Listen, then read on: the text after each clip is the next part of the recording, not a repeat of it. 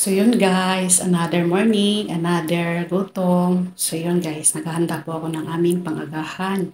So gagawa ko guys ng pancake. Ayan. So yan, habang nagagawa or maghahanda ko ng pancake guys. Ayan, nakahanda rin yung aking labada dun sa katerba guys. Diba? Bongga yung labada ko today. At least may katulong naman ako guys. Diba? So, yan, kakain na ako. Itimpla na ako ng aking inumin. Ang aking citrus, at saka, yan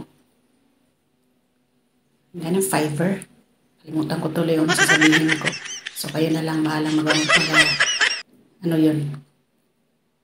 Ano daw? So, yan, inom-inom muna ako, guys. Yan na siya. So, kakain na ako ng aking pancake at saka peanut butter. So, yun lang. Bye!